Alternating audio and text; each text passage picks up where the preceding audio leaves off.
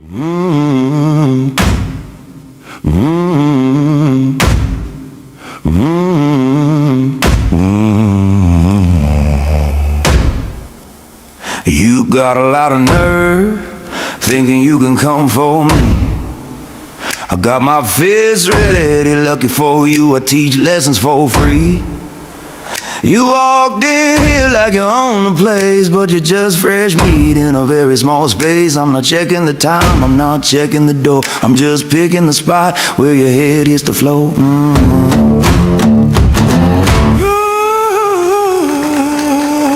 I see you twitching, I see you shake, realizing now you made a mistake. I don't flinch, I don't blink, I don't care. I'm the sudden violence hanging in the air.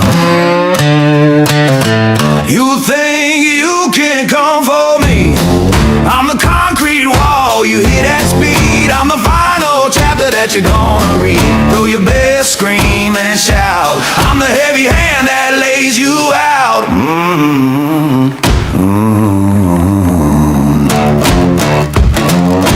I don't look for trouble, I finish it cold. I'm the nightmare story that never gets told. You're rattling the cage of a beast you can't tame. I don't even care if I know your name. No, I don't deal in mercy, I don't deal in grace. I deal in the ruin, I leave in your place. Look at me, do I look worried? Do I look scared? I look like I'm enjoying this. You think you can come for me? I'm the concrete wall, you hear that speed. I'm the final chapter that you're gonna read. Throw your best, scream and shout. I'm the heavy hand that lays you out. Hello, welcome back to Bridging the Gap and welcome back to Executive Decisions. We're here with our County Executive, Julie Giordano. Thanks for coming. Thank you, Madam Executive. And also Always. we're here with my First Lady, Keisha James. So as we like to start out and say, what's going on? That's right. There's a lot going on, right? Oh, what my isn't word. going on? Yeah. Well, we turned in the budget the third week in April, and we are kind of patiently waiting for those budget sessions. So the council has sort of picked some departments that they want to meet with, and so we will be having those in some upcoming sessions. So hopefully people will, tune into those. I think Salisbury Fire and Volunteer Fire will be interesting. There's been a little back and forth, with that right now. So Yeah, really. yeah. So it'll definitely be interesting, but it'll all work out. It'll be fine. So we are plugging along with that. So that's pretty much the biggest thing right now, and getting ready to wrap up the fiscal year. So because we'll Right. start a new one, January 1st. I will tell you, we were really excited about wrapping up the collective bargaining agreement. So we had that 3-year Boy, that's agreement. been a big thing around here. Yes, I know. Well, we were happy about it. We, wrapped up a 3-year deal, starting salary at $70,000. And I just talked to the sheriff today. We were celebrating Correctional Officers Week, so we Yes, were out having yes. a picnic at the correctional facility, which was nice. And the sheriff was saying, as soon as he put that out there, he has had numerous applicants. Some, transferring Wow. agencies, which we hate to cannibalize, but I will tell you, we really want, our sheriff's office should be the leading, office. It should be the leading office in the county. It should be the leading office in the shore. We are the biggest county, so I'm really excited about that, and that we have the experience coming, to the county. So I am happy about that. So it did what it needed to do. So that was good. I mean, we were with the sheriff about a week or so ago, and he made comment on the fact that no other executive has taken care of the deputies over there like you have. Yeah, He definitely gave you your props. No, well, I appreciate that. It's you have to, it's law and order first, you know what I mean, or you don't even have a county. And I was really Absolutely. proud of this budget because we did record investments in public safety and in education. And actually combined the two, because we ended up with weapons detection systems. We're going to have the tier 1 Nice, weapons nice. detections. Wow. So we are really moving, and I think in a very positive direction, and being able to do so with all of what's being pushed down from the state. So, that's what happens, when you're fiscally responsible and, you're conservative and you think about the best way to utilize tax dollars, Right. and you very carefully think about every dollar being put into that budget, you're able to do those things and really be able to invest, where your community needs it. So. Thank you. Now, I'm kind of curious because when we're talking about this collective bargaining, it has been a big thing around here. What is different on how you handled it than how the city handled it? Well, I think first and foremost, we can't really compare the county to the city. The city city has 3 different collective bargaining. So not only are they talking about the police collective bargaining, there's also a fire, and then there's the employees themselves. Okay. I only have one, thank goodness. Thank the Lord for that. Yeah, right. You That know, could be a because I mean, headache. yeah, they can be a headache. The good news is that I have my administration has a very good working relationship with our deputies, as the sheriff said. They can come in but without attorneys, we can sit here and really hash things out and what's reasonable, what's not reasonable, what are the things that they need, and we can do all that before we bring the lawyers in, and then the lawyers sort of craft it in that language. Okay. With the city of Salisbury, what was happening is that, you know, the unions were formed under the previous mayor, and then whatever anybody thinks about that, and then you know, they're dipping into their savings in order to, you know, keep their operating budget up, and that is just no way to go. So I Right. understand where the mayor is coming from. I think maybe doing away with all 3, right, you know, at once might not have been the best, but I don't have his books in front of me, so I don't know what he is seeing, but I do know that he's trying his hardest to try to figure out, you know, the best course of action to make sure that fire is covered, to make sure that police are covered, and to make sure that the employees are getting what they want. Rumor had it that, you know, there was like a 12% ask an increase. That's really astronomical, especially in these That's really times. big, We were able to do really it. big. Yeah, we were able to do a 5%, you know, with all of our employees.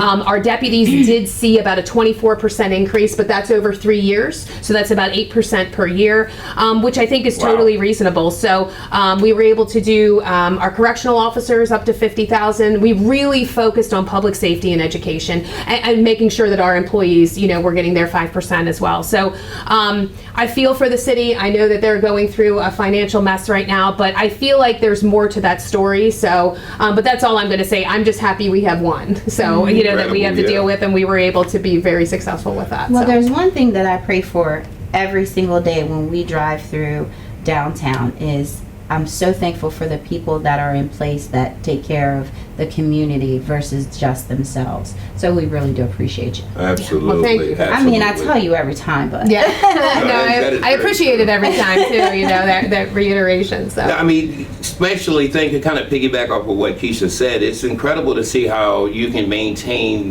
taking care of everybody when the state seems to be in such disarray. disarray when it Yeah. comes to Yeah. finances. I mean, Yeah. we're at a deficit there, but you're taking care of things here. Yeah, That's you know, impressive. maybe in 4 years I'll be able to, you know, like, and kind of show them, you know, how it's done, you know, maybe at the state level. So we'll see Yeah.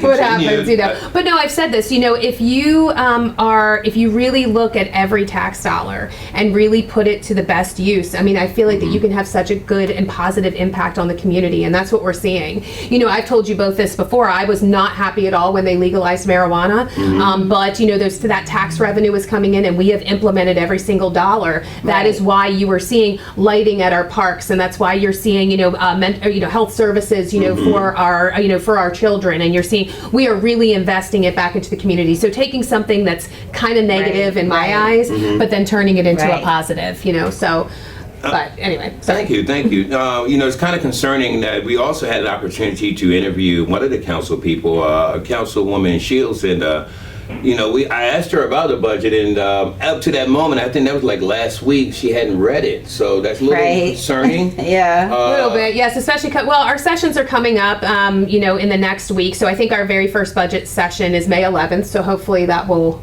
not be the case when she goes into the budget Wow. session. So. It's just a little concerning. I mean, I know, like you said, public safety is one of the top priorities, but also is education. And that's something that I actually asked Councilwoman Shield, also her opponent, because in that district, District 1, there's not even anyone running for the board in that district. So, Right. you know, it's just a little concerning that, especially when we're talking about money and how it's being taken care of. But anyway, that was a little side note. Now, I want to ask about something. I know when you first got in office, you were really working towards getting somebody that can kind of be like a public information officer. And I guess that's what they call it. And they were against that. And I've noticed the city has picked one up. How important is having one of them on county level, right? Yeah, it's super important. If you talk to any executive, even if you look at the 9 county executives or even the commission forms of government, they all have public information people or a community or a comms director, you know, a communications director. It's super important, and I'm not really sure what the reasoning is behind it on why council feels that it's a waste of a position. But you know, right now we've been able to get the messaging out there. I feel like we're very active on Facebook, you know, and other social medias, and In this case, thank you for social media. Yeah, yes, exactly. And press releases and things like that. But I do feel like that we could reach the citizens. It's very frustrating because you do hear citizens say, I was actually meeting with, Yeah. do you know Jackie Thomas? Do you know Miss Tom? Do you know The Miss name Jackie? sounds familiar. Well, I met with her in the office, and had a very good, conversation with her, and I'm willing to meet, with anybody. And one of the things that she talked about was making sure that the messaging gets out there and that you're promoting the good things in the county. And I said, Miss Jackie, I try, and it's hard, and you really try to reach people. There's a lot of people on social media, but I will tell you that there are a lot of people that rely on the newspaper. Or there are people that rely on, WBOC or Sure, putting things absolutely. out. So you really try to hit those different medias, but I do think that a comms director would be good for both branches of government to put out the good things. So maybe with the next council, that'll be something that we can work on together as long as I'm reelected, and that we have a council that really understands the importance of promoting the good things in the county. We Right, want absolutely. them to see the good things that we're doing. Absolutely. So when you have people who want transparency, they want the information, let's provide them that. Absolutely. I mean, and thank God for public access the public access channel. But I know that you definitely want to make sure that was organized. The one thing I have noticed during your administration is things seems to be organized. We try. in a certain way, but you've done a great job of trying to keep the communication going. But especially, I can say that from District 2, which a lot of times did not get the information, and they don't have internet. But I just wanted to ask you about it, especially seeing that they actually just hired one for the city. But okay, now I want to ask you, going back to when you first got in office, you came in and you were promising change. Things needed to change. What's one of the decisions you made so far that reflects what that vision was? And then what is something that you focused on getting done during your administration that hasn't got there yet? Right. Well, I will say one of the biggest things that we focused on was employee recruitment and retainment. And I think that we have done a really good job at seeking out the very best candidates. When I have the state jealous of my director of planning and zoning or my deputy director of public works, we have really done a great job at attracting talent. When I have people knocking on my door from EPA and FEMA saying, I see what you're doing and I want to come work here, those are, that's really good. And also putting the employees first. Little things that we do, just the employee of the month, or making sure, we were doing raises no matter what, you know what I mean? Because those, you have to take care of your people. And I think that I've been told this, but I really do think the employees feel appreciated, and that we let them know, just how valued they are. Well, they work better once they see that Yeah, they're appreciated. absolutely. So Yeah. why not? Yeah, and then also just pushing, like I said, and I know we talked about this, but again, those record investments, public safety education, coming from, being a teacher for 17 and a half years and then coming into public office, I saw it firsthand of how important it is to invest in education. And then, as I said, and as the sheriff said, which that was very nice of him to say, is we have to have law and order in our community, have to. And so, making those investments and making sure that we have the very best people that are on the streets and in our schools and in our courts, doing, I say the Lord's work, because that is the Lord's work. It is, certainly. You know what I mean? Blessed are the peacemakers, right? You So- definitely need him on your side when you do that. Right, exactly. So I would say that I'm very happy about the gains that we have made, but I will say things that I wanted to do, modernization of the local government. I thought that Wicomico County was very behind, and we just sort of talked about one of the things is like a communications director. Sure. I am not about growing government, but what I will say is I don't know if our government was efficient. We didn't have people in places that we need. Perfect example, one thing that we have learned is we need a project manager. We have so many different buildings and things Right. going on, Wow. and so that would be a good position. I don't consider that growing of government. I'm not creating unnecessary departments or inventing, titles, and things like that, and paying them, hundreds of thousands of dollars. But there are positions that are needed in this community because our community is growing. Right. And so as your Definitely community is. grows and the Right. needs change, you need to adapt. And so I'm hoping in my next term that we are able to really have a really solid foundation of the positions that are needed, without, being, completely, wasteful of tax dollars, in Right. doing so. I think you do pretty good with our tax dollar. I'm Try appreciative to. of it. Try to. We were able to lower taxes this year, so that was good. There you Our go. tax rate. Yeah, so we were able to go down. I think we were the lowest in the state at 77 cents. which is awesome. So that's going to Wow. save about $300,000. It'll be about $100 per household, which, you know, Thank you. yeah, every little bit helps. Much you know, right? appreciated. Yeah.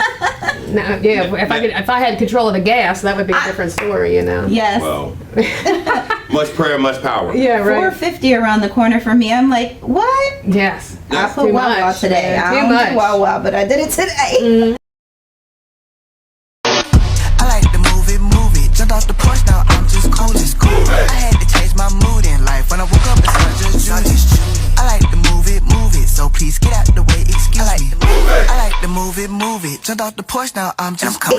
Now, let me talk to you about housing a little bit. We also had an opportunity to sit down with the Housing Authority Okay. about a piece of property over on the Booth Street area Yeah. that they're trying to obtain from the county. And I think they're talking about 50 units. And I know there's a lot of criticism the county gets about not getting into the affordable housing. And Right. of course, in a lot of the county, because this is some research we've done, but a lot of the county-owned areas that's not city, we don't have water or sewer Water and hookup. sewer, right. But that piece of property over that way, have you heard anything from them about that? I have not yet. However, it's not something that we are necessarily against. We've actually met with the city, so their housing guy is Mir Boda, and we've met with him.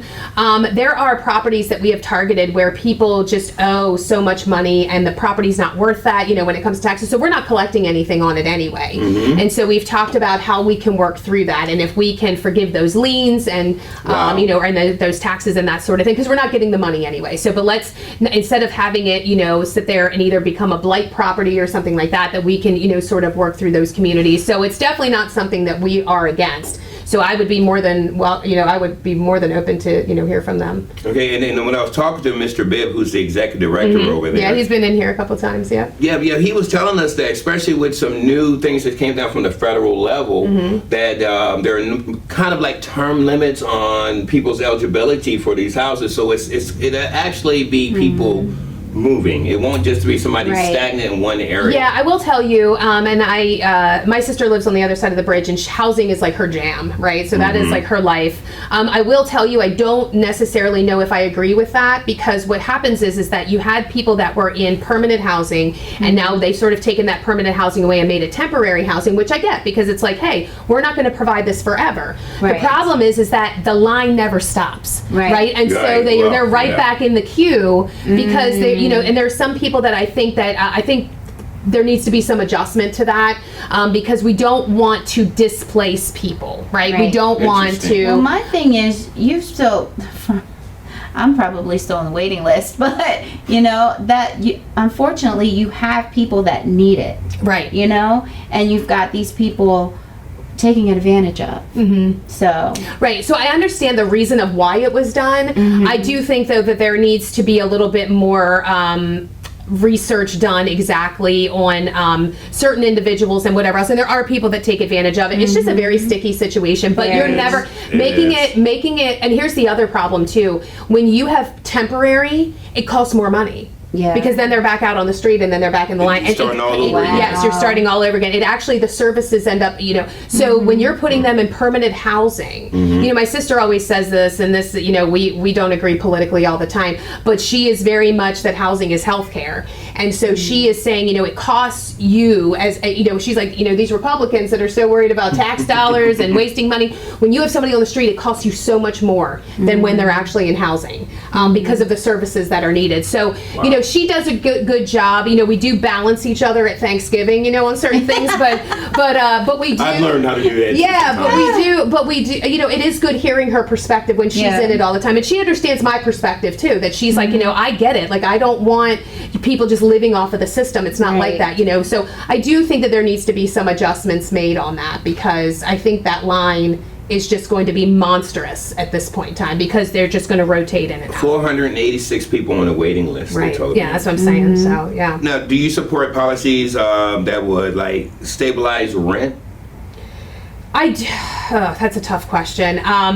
You know, I am a firm believer that government does not belong in housing at all. Like, I don't love that. I understand. Less government, better. Right, exactly. And I think, I'm very pro free market, and I think it sets those rates. But it is tricky. When we have, I do think that there are landlords that price gouge. I think that when it's amazing to me that it's a vicious cycle. We have people that can only rent, but then rent is so high. Right. I mean, I look at rent now. One bedroom for $1,000. That's It's even more than ridiculous. that. It's even more than that. Don't It's forget you got to crazy. sell the car to get gas money. Yeah, right. For real. Exactly, or whatever. So you do have that, but I think if we can have a little bit more, if we can have more stock, then your prices are going to come down a little bit. It's the demand, you know what I mean? But if the market is saying this is what it is, but then it makes it also so difficult because I mean, my mortgage in and you guys have been to my house, in our house is cheaper than a 3-bedroom apartment. It's true. You know what I mean? It's crazy. So Yeah. it's just I don't know the answer. If I had that answer, I could I'd probably You'd be be running for president. president. Right? Yeah, exactly. So Wait a minute. it's a vicious cycle. It really is. It's really tricky. I don't think it's my place as a I can give you my personal opinion, but I don't think as a government official. I am about the free market in every aspect. Sure. So It's just a tough spot. it is a tough spot because you do. But I'm going to give a shout out to Delegate Chris Adams. He is actually getting into the development world. So Okay. he's kind of leaving Value Carpet One and he's getting into the development world. And I think he'd be okay with me sharing this. But he is actually going to be designing true affordable housing. And what I mean by That's that what's is it's not government subsidized, Okay. but it is 2-bedroom apartments for like single mom or 2 people that are That's just starting awesome. off. Designing these houses and they're going to be, or these apartments, and they're 2 bedrooms and they're $1,300. And it's not government subsidy. It's literally him creating affordable housing. So Wow. he is going, Wow. so I give him such credit for that Absolutely. because he's still the entrepreneur. He's still doing what he's doing and he's still being able to do that development world, but it's not with the government helping. It's literally him creating literally workforce housing for people. And I just That's give him a what's lot of up. credit for that. I'm gonna go ahead and give him a little props too. I actually had to give him a call after we went to a banquet for the shelter. He actually donated $14,000 to make sure they got all new floors in there. Oh, wow. That's big ups great. to Delegate Adams. Yeah. I got a couple more questions before we close out here. Just looking forward. Okay. What is one of the challenges facing White Comical that people aren't talking about? Sheesh, what are one of the challenges? Well, obviously, I don't know if we are doing enough focus on water and sewer, and we understand that it is an issue, and I don't want people to think that we're being stagnant. There's a lot of work being done behind the scenes, and here soon we're going to be doing it.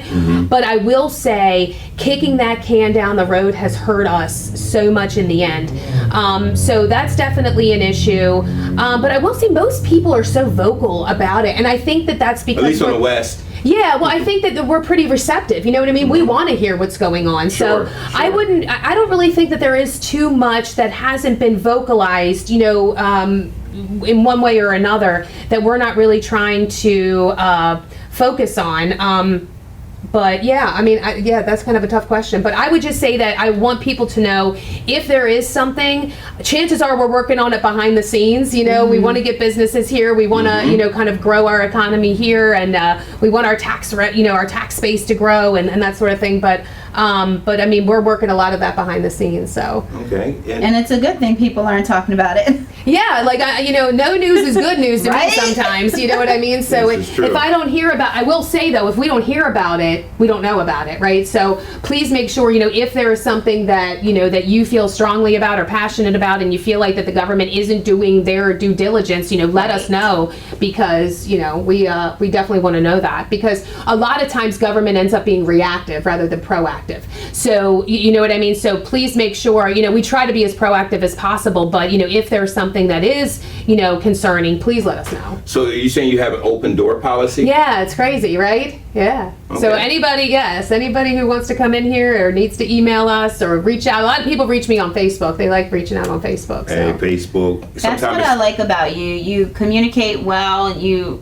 don't you don't sugarcoat, you know. Yeah. But The only other thing that kind of came to mind too is like probably countywide fire and EMS. Yeah. We know Right. that that's coming down the pike, and we are going to be looking at that. It's a very delicate subject. We have 11 fire stations, 11 volunteer fire companies that work so hard, and of course we have the city of Wow. Salisbury too. And they are just some of the most selfless individuals that I've ever met, and I love each and every one of them very much. Yeah, And mutual they- aid to one another. Yes, Notice and they that. work very hard, but we also know that volunteerism is just dwindling, and that's across, in every area. We hear it not just in volunteer fire, but we hear it with elks and moose and, the Roritans, and everybody is just, their volunteer base is really dwindling. Yeah. People are just busy, they're just Yeah. busy. So that is something that is not necessarily silent, but I don't think a ton of people are concerned. Their biggest thing is like, I'm calling 911, does an ambulance show up? That's what they worry about. But there are times where it's like, it's driver needed, we got to get a driver out there to make sure that we're hitting those places. So that's probably more so, I would think, something that not everybody's really talking about, but we also know that the issue is out there. All right, now you were just saying a few minutes ago that you get the word out on Facebook, which sometimes I call it to Facebook. But I love the fact that you said if there's a need or something that it's needed for them to come in and talk to you. Right. No need to make any crazy posts or go on crazy Right. different Right. places and. you can be adult about it. Yeah. Yeah, well, and I'm in closing. I've got one thing. If you could change something tomorrow for the county, what would you do? Just I could overnight, change, if you yeah, could. if I could change it overnight, gosh, what would it be? Oh gosh, you got me on that one, David. Gosh, working on it. You have the executive speechless. That's I hard. know, right? Jeez. I would probably say the one thing that I wish that we could change is a lot of the stuff that I can't control, right? So with things that are coming down from the state, things, if I could change one thing, it would probably be juvenile crime. It is something that has sort of taken over our state. And when we loosen regulations, kids are exploited by people. They're used and true. and it ends up, it puts them in this life, you know what I mean? And so we've actually talked about different programs and things like that. Once the election's over and we're sort of, if everybody is reelected, we really want to work on what does that community look like, with us really targeting juvenile crime and making sure that our deputies and our state's attorney and they do this already, but putting them more in front of these kids saying, you don't have to choose this life and do this and really doing that community investment in kids and creating, a county that is supportive of them. And with that, it's supporting kids and creating opportunities for them. That's why I was so big in the aviation maintenance school. So when we created that, we created a 12-month program where kids can leave high school, do this in 12 months, and they start off at a $70,000 or $80,000 awesome. a year job, and they're 19 years old. Like, that's unheard of. But it's creating that opportunity. And so if I could figure out a way to create opportunity for kids where they don't have to choose that life, I would do that, because that's like my education hat and then the public safety hat kind of being put together. So that's, I think, what I would change overnight. And it's also having a young man that's in that age group. also. Yeah. Yeah, I was telling someone who came in my office today that said, what's going on, and I said I was just emailing my son's teachers, making sure that he's doing what he needs to do. So Staying involved. yes, Look. got to. His GPA looks good and the grades look good, but there's a couple of them right now I'm a little shaky about. So got to be a mom too. So Yep, still a mom. That's Yep. just exactly what I was about to say. You're still a mom. yep, Okay, thank you. and y'all thank know you. Jack. So Yes, Definitely know Jack. even in public, my wife will make sure she talks to him. yep, yeah. But, He said he's all You gotta yeah, have mom. eyes everywhere. Yes, you know? yes.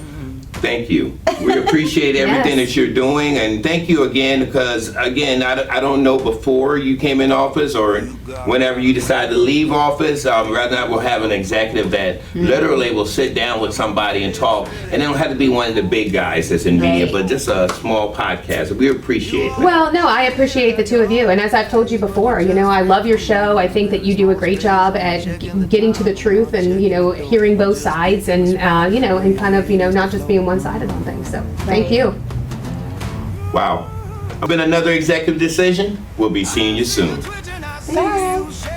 Realizing now you made a mistake. I don't flinch, I don't blink, I don't care. I'm the sudden violence hanging in the air. can come for me. I'm the concrete wall, you hit at speed. I'm the final chapter that you're gonna read. Throw your best scream and shout. I'm the heavy hand that lays you out.